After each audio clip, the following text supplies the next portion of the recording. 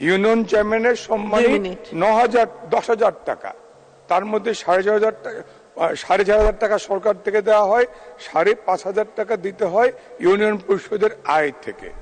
একজন ইউপি মেম্বারের সম্মানী 900 টাকা, অর্ধেক ইউনিয়ন পরিষদের আয় থেকে, অর্ধেক সরকার থেকে। আমাদের কেন্দ্রীয় যে কোনো সিদ্ধান্ত বাস্তবায়নে ডিসি হয়ে ইউনো বা ওসি কিন্তু ইউনিয়ন চেয়ারম্যানের সর্বশেষ একেবারে প্রান্তে যে মানুষটি কাজ করে তিনি হচ্ছেন চৌকিদার বা দফাদার। ওই চৌকিদার বা দফাদারের সম্মানী কত? আমরা সরকার থেকে দেই 6,500 টাকার মধ্যে, ওদের বেতন হচ্ছে 6,500 টাকা, তার মধ্যে আমরা দেই 50% আমরা দেই, 50% সরকার থেকে দেয়। আসলে কি 6,500 টাকায় এখন সংসার চলে? একজন চেয়ারম্যানকে এখান থেকে পরিবর্তে পাঠিয়ে দিলেন, তাকে সার্বক্ষণিক 9টা 5টা অফিস করতে হবে, সম্মানী মাত্র 9,000 টাকা।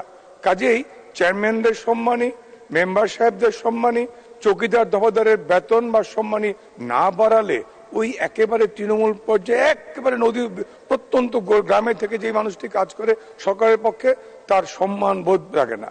একটা চৌকিদারকে সাইকেল মাননীয় প্রধানমন্ত্রী দিয়েছেন, ভালো লেগেছে, কিন্তু ওর স্যান্ডেল পায়, সিরা স্যান্ডেল, জুতা নাই, খারাপ লাগে। আমি যখন মাননীয় প্রধানমন্ত্রীর পক্ষ থেকে চৌকিদারদের হাতে সাইকেল বিতরণ করি, ও যখন এসছে প্যান্টের বেল্ট নাই, রশি দিয়ে প্যান্ট বেঁধে এসছে, সিরা স্যান্ডেল পন্স পরা। কাজেই ওদের জীবনমান উন্নয়নের জন্য আরো কিছু কার্য পদক্ষেপ নিতে হবে। মাননীয় প্রধানমন্ত্রী গত পার্লামেন্টে কিন্তু আমরা গ্রাম আদালত আইন পাশ করেছি, সেখানে 3 লক্ষ টাকা করে ক্ষমতা দেওয়া হয়েছে ইউনিয়ন পরিষদের হাতে, এটি সত্য। কিন্তু গ্রামে যে এই বিষয়টি সবচেয়ে বেশি আলোচ্য সেটি হচ্ছে পারিবারিক বন্টন মামলা, যে জন্য কোর্টে যাওয়ার আগে সিভিল কোর্টে মামলা করতে হয়। একটু আর 2 মিনিট সময় দেন, বলি, আর তো কেউ নেই বলার, আমি একটু বলি। কাজেই যেই জায়গার যেই কাজটা ইউনিয়ন চেয়ারম্যান সহজে করতে পারে, পারিবারিক বন্টন নামা, সেই ক্ষমতা কিন্তু 3 লক্ষ টাকার উপরে। কাজেই পারিবারিক জমি বন্টনের যে দায়িত্ব, এটাও কিন্তু ইউনিয়ন পরিষদের চেয়ারম্যানকে বা ওই গ্রাম আদালতে দেওয়া যেতে পারে। গ্রাম আদালত দেওয়ার পরে ইউনিয়ন চেয়ারম্যান মেম্বারদেরকে বিশেষ প্রশিক্ষণ দিতে হবে মাননীয় স্পিকার। তাদের প্রশিক্ষণ না দিলে কিন্তু তারা গ্রাম আদালত পরিচালনায় হোঁচট খাবে।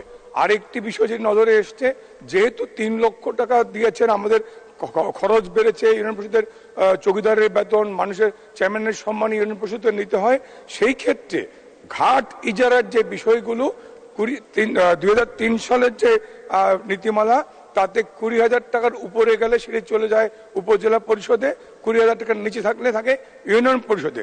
একটু সময়, কাজেই সেই টাকাটা আজকের বাজার মূল্যের সাথে সামঞ্জস্য রেখে, শেষ করছি, বাজার মূল্যের সাথে সামঞ্জস্য রেখে এখানে ইউনিয়ন পরিষদের ক্ষমতাটা আরেকটু বাড়ানো যায় কিনা। কারণ 20,000 টাকায় তো হয় না, তাদের আয় না হলে চৌকিদার দফাদার চেয়ারম্যানের সম্মানী বেতন দেওয়া সম্ভব না।